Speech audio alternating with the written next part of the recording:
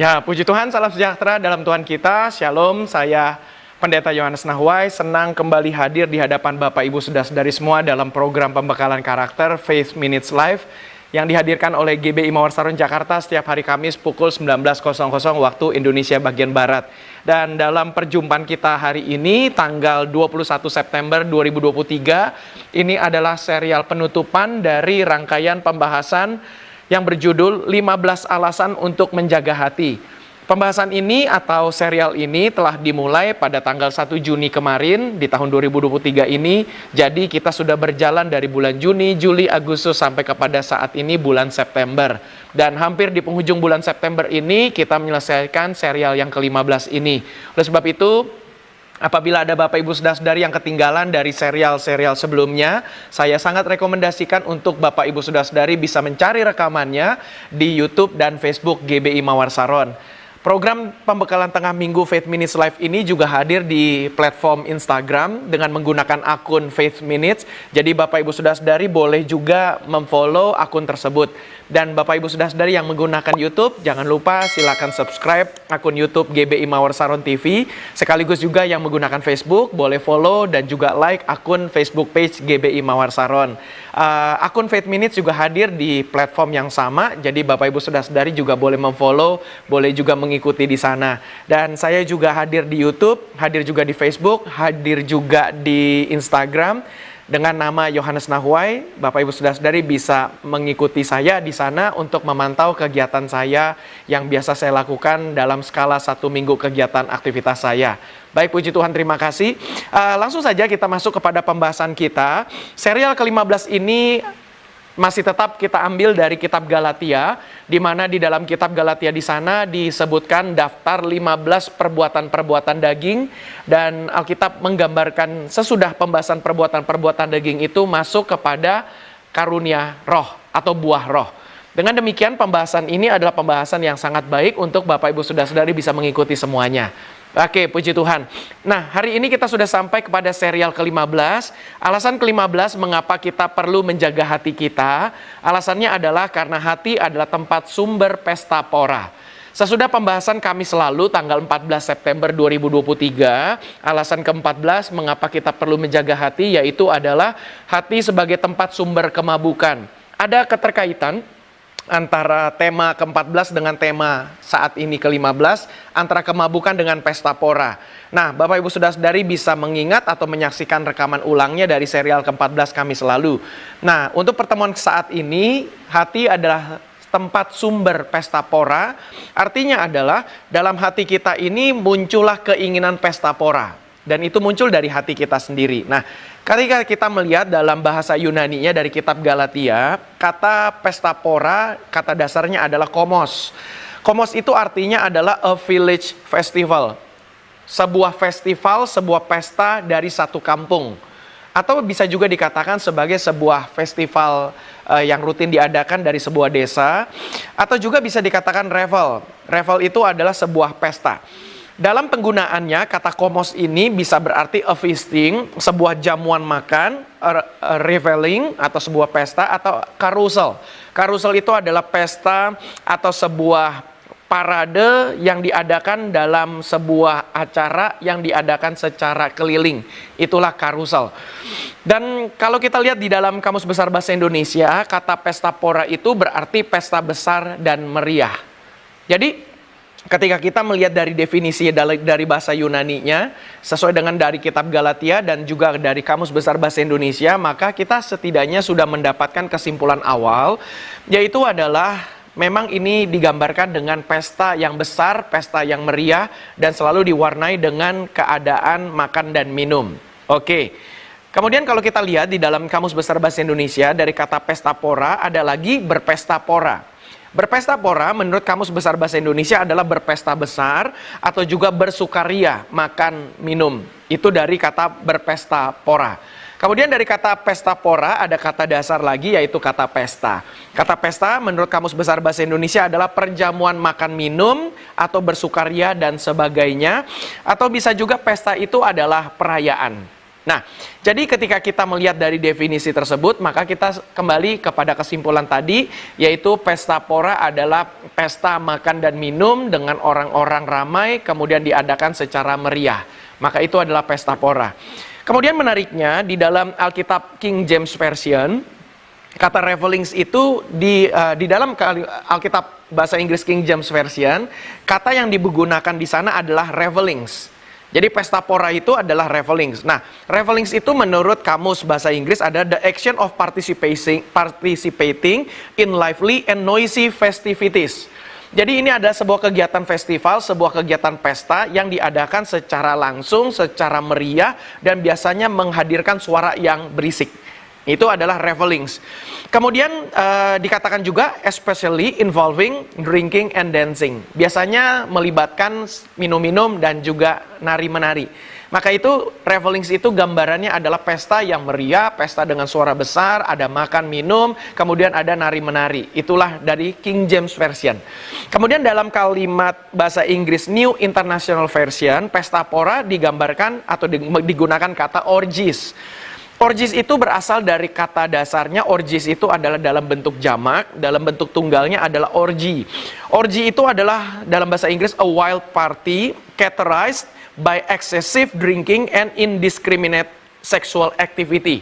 Jadi orgy itu adalah sebuah pesta yang dilakukan secara liar dan biasanya diwarnai atau dikarakteristikan dengan minuman secara berlebihan dan ada aktivitas seksual. Itulah orgy. Kemudian dari kata bahasa Inggris ini, orgy juga berarti an instance of excessive indulgence in a specified activity. Jadi adalah sebuah aktivitas secara khusus yang diadakan, dan ini selalu melibatkan segala sesuatu yang secara berlebihan. Itulah orgy. Jadi kalau sedang pesta main gamenya pasti berlebihan. Itulah adalah orgy juga.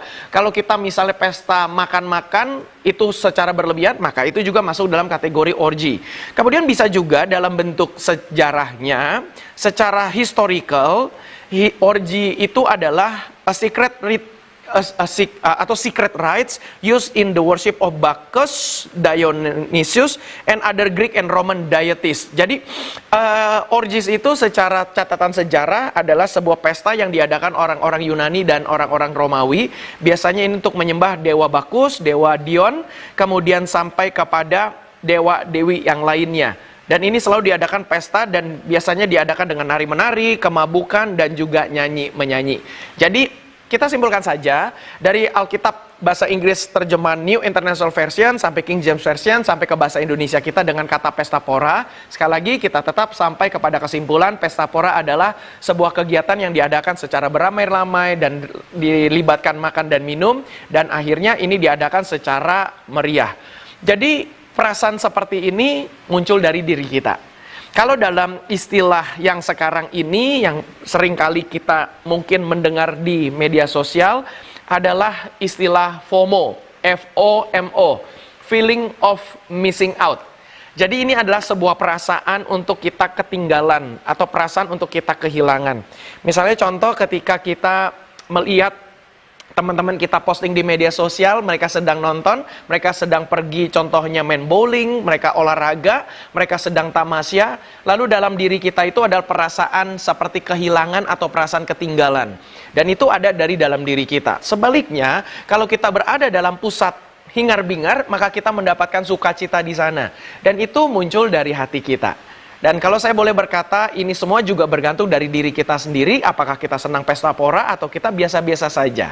Dan saya rasa semakin bertumbuhnya usia manusia, atau setidaknya saya sebagai seorang laki-laki dalam menjalani paruh pertama dalam kepala 4 saya sebagai orang 43 tahun, maka saya merasa bahwa saya sudah tidak lagi merasa FOMO, feeling of missing out.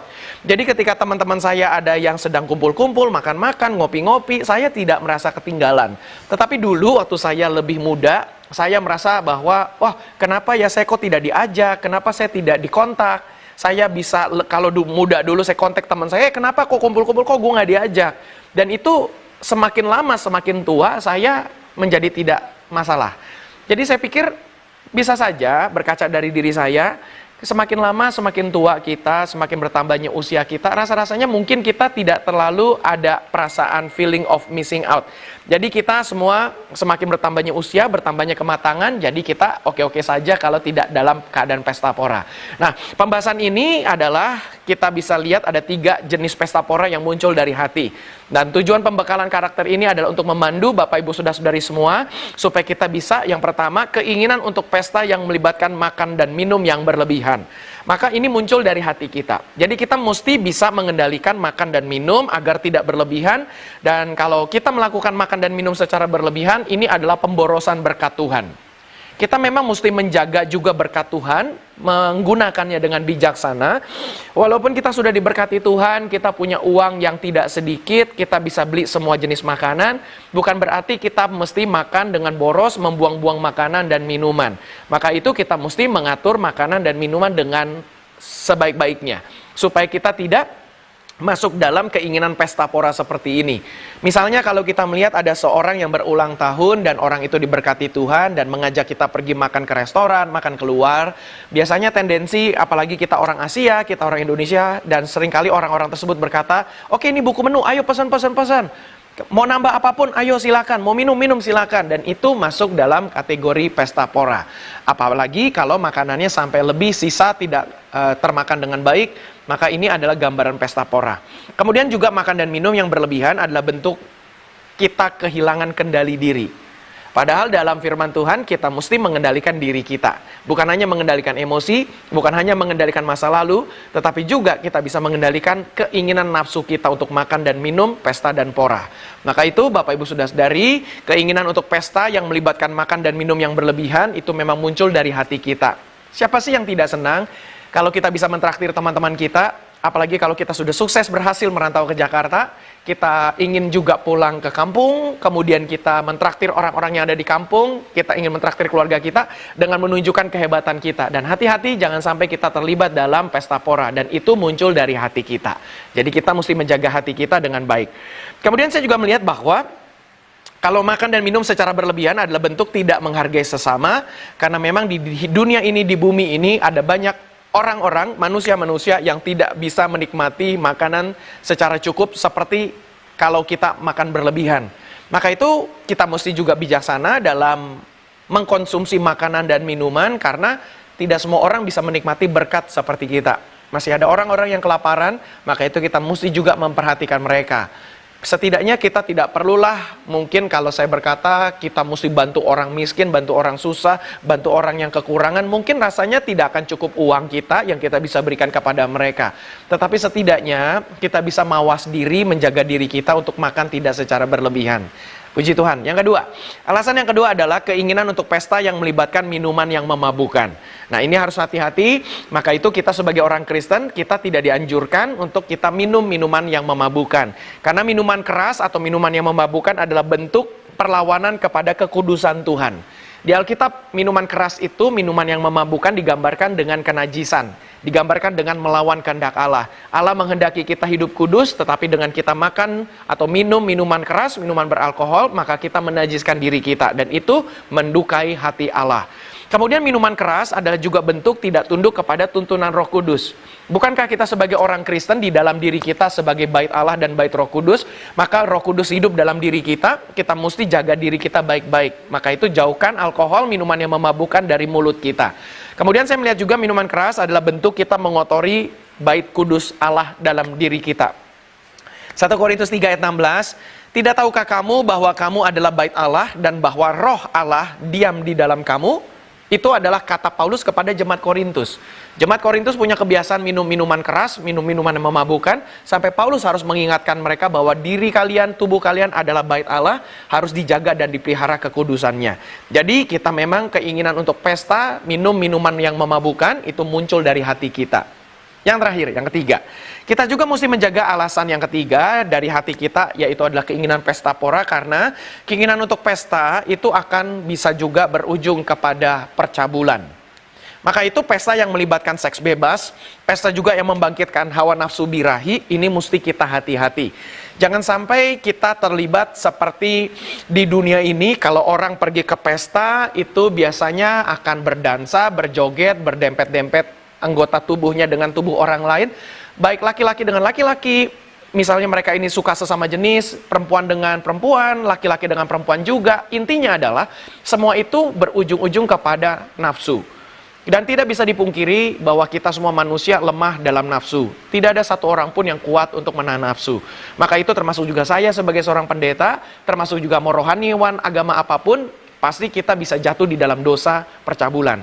Oleh sebab itu kita mesti menjaga diri kita baik-baik, dan pesan saya sebagai seorang pendeta dan sebagai gembala bagi Bapak Ibu Saudara dari semua jemaat GB Morsaron Jakarta dan tentu cabang-cabang, mari kita jaga diri kita dari keinginan untuk melibatkan seks bebas, keinginan untuk percabulan, membangkitkan hawa nafsu. Maka itu jangan sampai kita datang ke pesta-pesta, kita akhirnya hawa nafsu kita menjadi bangkit. Jadi kita mesti menjaga diri kita tetap kudus. 1 Korintus 6 ayat 18-20, jauhkanlah dirimu dari percabulan. Setiap dosa lain yang dilakukan manusia terjadi di luar dirinya. Tetapi orang yang melakukan percabulan berdosa terhadap dirinya sendiri. Mengapa? Karena dijelaskan di ayat 19, atau tidak tahukah kamu bahwa tubuhmu adalah bait Roh Kudus yang diam di dalam kamu. Roh Kudus yang kamu peroleh dari Allah, dan bahwa kamu bukan milik kamu sendiri. Sebab kamu telah dibeli dan harganya telah lunas dibayar. Karena itu muliakanlah Allah dengan tubuhmu. Maka kita mesti menjaga tubuh kita. Saya ada keinginan untuk berhubungan badan, berhubungan seks, dan itu harus hanya dengan istri saya. Istri saya pun juga punya keinginan untuk hubungan seks, dan harus dengan saya sebagai suami yang sah. Demikian juga dengan kita semua. Bagi adik-adikku, kalian yang masih berpacaran, baiknya kalian jaga diri baik-baik, jangan sampai berhubungan seks sebelum menikah. Kalau ada yang sudah melakukannya, kita berubah, kita mohon ampun kepada Tuhan, agar Tuhan bisa menguduskan kita kembali.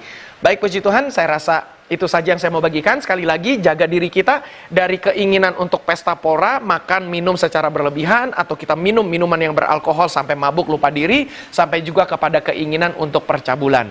Nah, itulah alasan pesta pora. Dunia menggambarkan pesta pora melibatkan 3 hal ini: makan minum secara berlebihan, minum sampai berlebihan sampai mabuk lupa diri, sampai terlibatlah seks bebas. Dan inilah yang dunia ajarkan, sementara Alkitab mengajarkan sebaliknya. Biarlah hidup kita bisa kudus, berkenan di hadapan Tuhan. Puji Tuhan, mari kita berdoa menutup pertemuan ini. Bapa dalam sorga, terima kasih untuk pertemuan Faith Minutes Live, pembekalan karakter yang Tuhan berikan. Untuk pertemuan penutup ini, 15 alasan penting untuk kami menjaga hati. Biarlah Tuhan memberkati semua kami dan membantu kami untuk tetap kudus. Berkati kami yang punya pergumulan hidup, tolong kami yang sakit, sembuhkan kami dalam nama Tuhan Yesus. Kiranya Bapa boleh memberkati gereja kami GB Morsaron Jakarta, dan juga memberkati bangsa negara kami Indonesia. Terima kasih Tuhan, kami bersyukur dalam nama Tuhan Yesus Kristus kami berdoa. Amin. Baik, puji Tuhan, terima kasih. Bapak Ibu Saudara-saudari, sekian sudah pembahasan kita.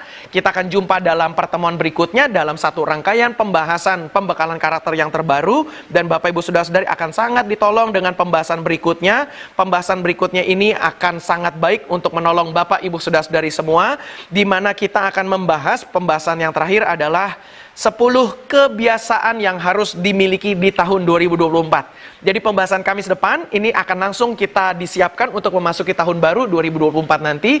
Walaupun itu adalah di tanggal 28 September, akan langsung Oktober dan November.